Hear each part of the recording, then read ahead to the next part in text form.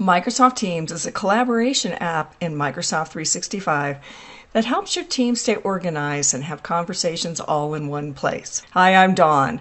In this training, we'll explore what you need to know to start being productive with Microsoft Teams. Teams brings together chat, meetings, calling, content collaboration, and shared files and apps in a single, secure location.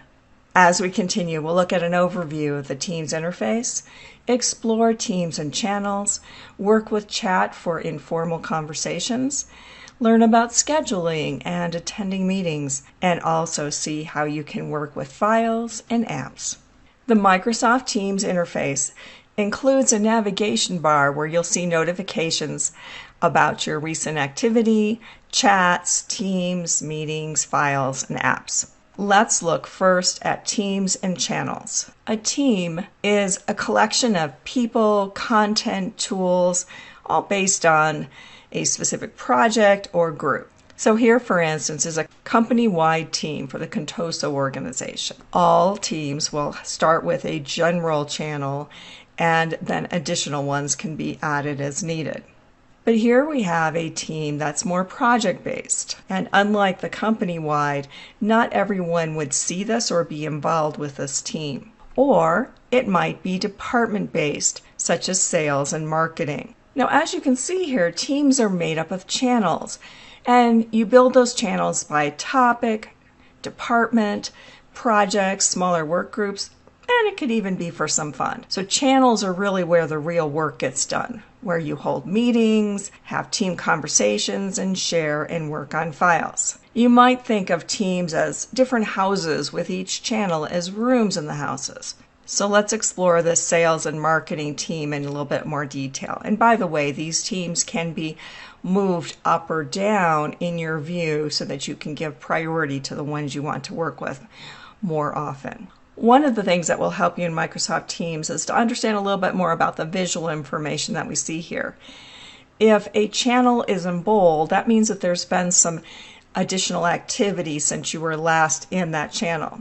Here we see an indicator which is telling us that we've had some @ mentions, that is, some specific mentions to us personally or to that team. The explanation mark indicates that we have a message or conversation that's been flagged as important. If I click on monthly reports, we would see this important message as part of this conversation within this channel. As we continue, I'll show you how to create and manage teams and channels. But for now, let's step back to explore a little bit more about the Teams interface. In the navigation bar, we can see that we have some additional indicators. Activity is showing you everything that's happened on your team and all of your unread messages or replies, mentions, and so on. This number here is simply telling us that this much was missed, or that we've got this much to look at. And then we can follow then this activity to see exactly what happened. And it could be that someone mentioned you or that someone reacted to a post, all of this activity here. So you can make a determination about where you should go next.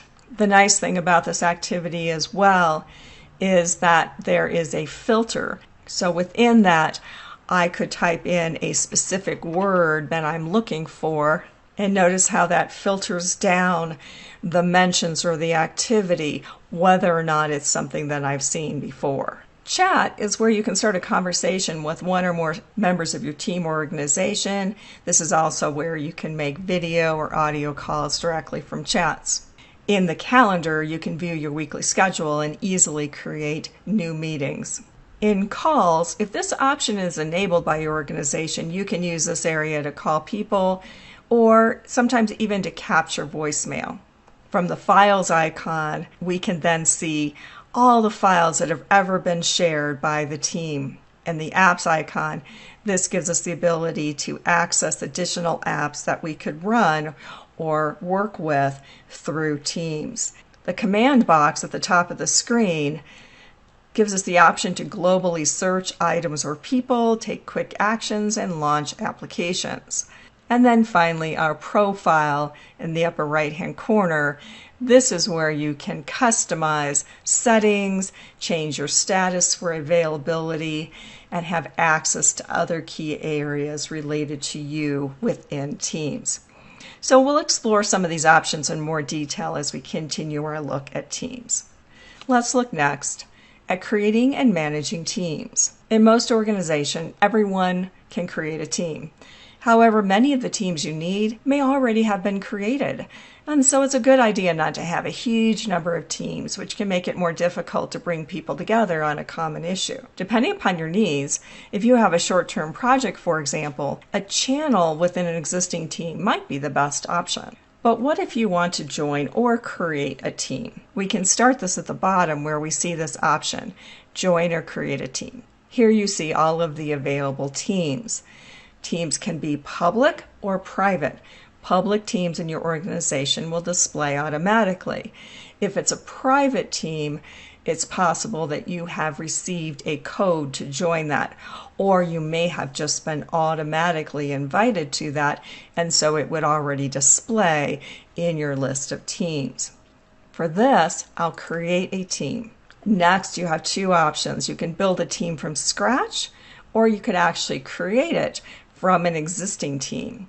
That is, it could be a template. If, for instance, you were building a project team, there might already be a structure set up from a previous project you'd worked with.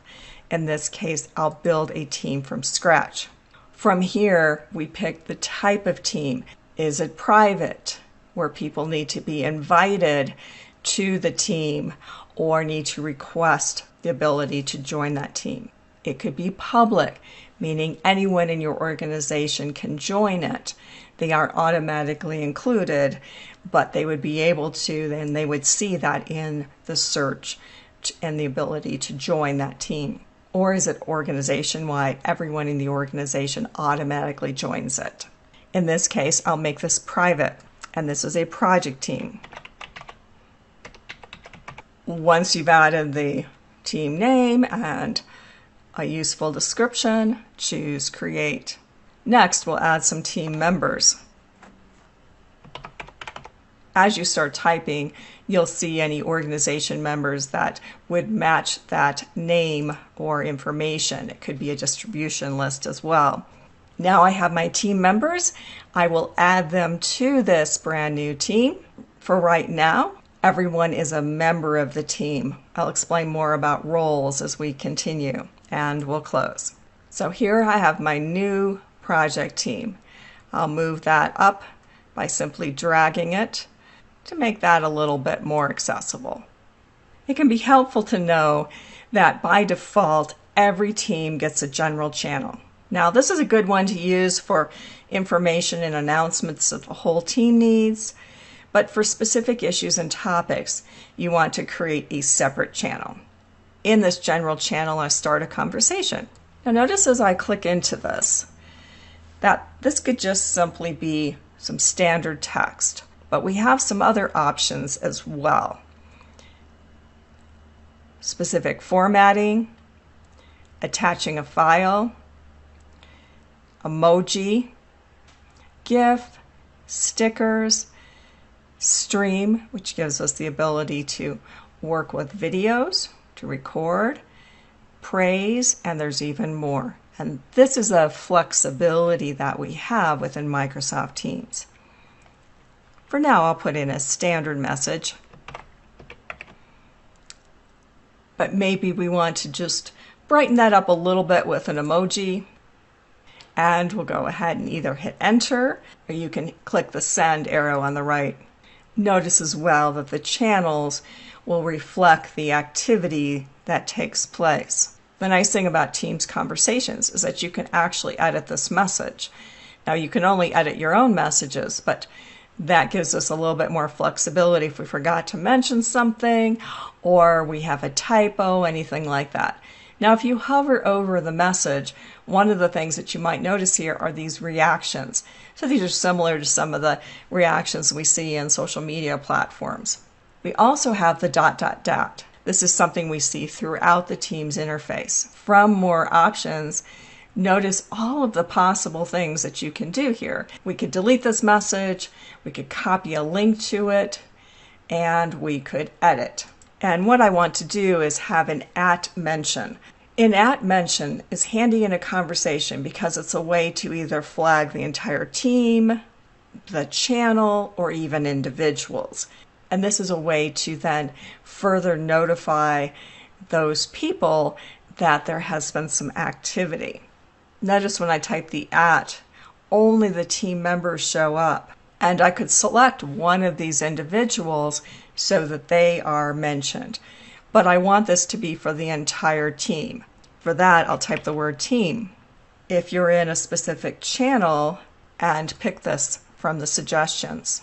An @mention could also be @channel. So this would call attention to that new conversation within the channel for anyone who has flagged notifications. Because I'm editing, now my options are a little bit different here, and I'll simply hit the checkbox to say that I'm done. This indicator here tells us that there is an @mention. Over time, existing teams can also evolve. And let's look then at how to manage a team. For the Mark 8 project team, we'll go to the ... for more. And here we have options such as leave the team, we could add a member.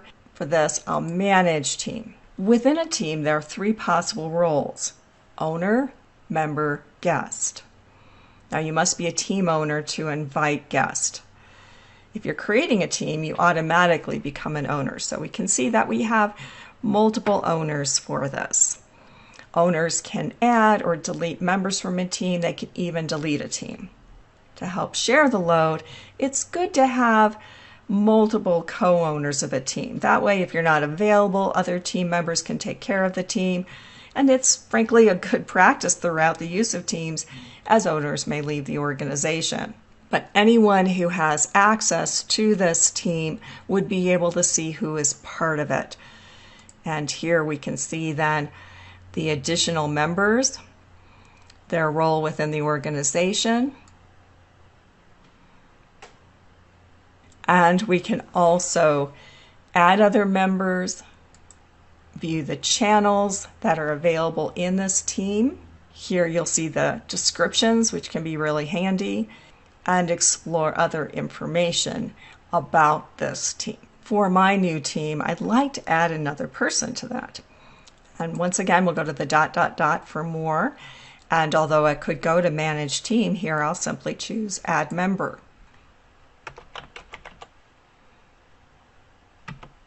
And I'll add Nestor to the list. What if I want to change his role? That's where we go back to Manage Team. And I have my members and guests. Here is Nestor. Under Role, in the drop-down, I will choose Owner. But now Nestor and I are both owners of this team. I'll return back to the General channel. And for this, I want to make this an announcement. So Nestor's not only new to the team, but he's also new to the organization. This is where we go to Format. And what happens here is that this opens up our Compose box. And this gives you more flexibility for formatting, for the size and style of your text, and to create something that's a little bit more robust, such as you would have in word processing or even an email. For this, I want this to be an announcement rather than a conversation. So now I even have more options in terms of how this might look. And further formatting is available over into the right-hand side, where I could choose a background image or even change the color scheme here. I'll send this now, and it will display within the General channel. As a team evolves, you'll likely want to add other channels for specific work. That is, not everyone in the team may be involved in more focused projects, and it helps to keep things organized as most people are part of multiple teams. To create a channel, I'll go once again to the ... Add Channel. Any of the team members can do this.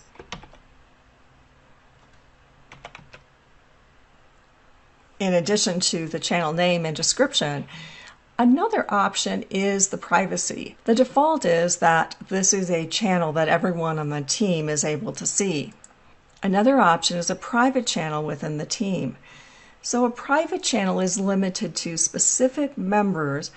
In fact, a private channel can even have different owners than the team, but all the members in the private channel would need to be part of the larger team.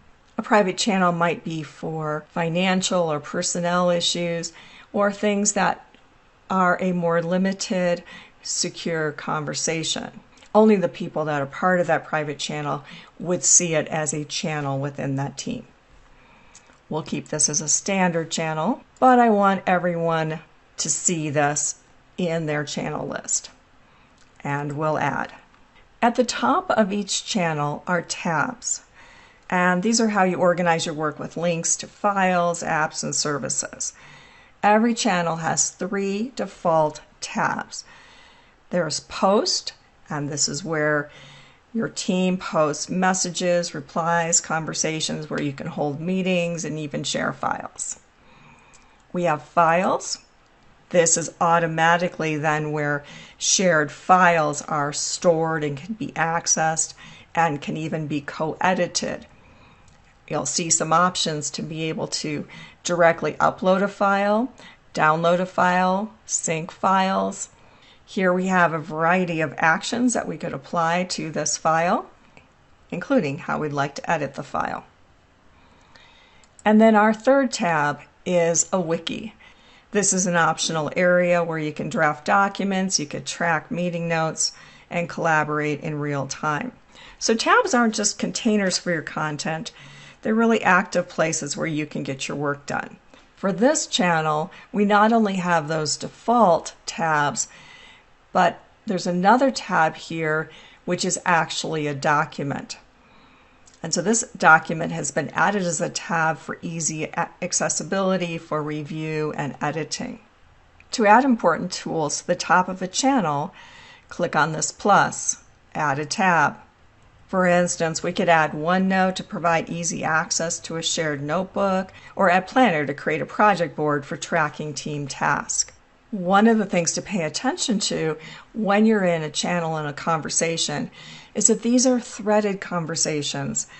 And that means that all of the replies to an existing conversation are directly under the previous messages. And that's a good thing to keep in mind. That is, if I really want to respond to this comment here, that I want to reply rather than putting my own separate conversation.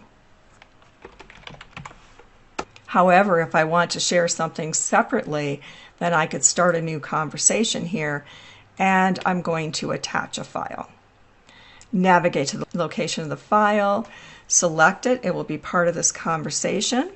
I'll use an @mention here, and I want to @mention the channel.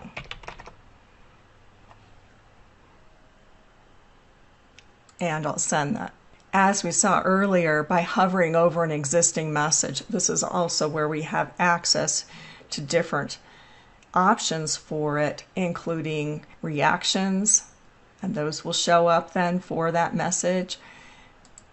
As this isn't my message, I can't edit it, but I could mark it or save it, bookmark it. That is a way to save things that are more important or that you want to reference later. Next, let's explore the other collaboration tools of Teams in more detail. Do you want to talk privately with a person or a group? That's where you use chat. This is the more traditional chat that is typically one-on-one. It doesn't have to take place in a team or a channel. I want to start a new chat here, and I could either use the keyboard shortcut Control-N or just simply click on that pencil. And I want this message to go to Alan. I'll hit enter to send that. Notice I have other options. I could have started this as a video call, an audio call if that's supported in your organization. I could start screen sharing. Could add people to this. Or I could even pop out chat, which is a great feature when you might be working on other tasks in Teams or other projects on your computer. If I have Teams minimized, or I'm working on another project, I'll see this notification that Alan has responded to my chat. And now I have an update for that. And depending upon how formal or informal my organization is, then we might add a GIF or something else fun to response.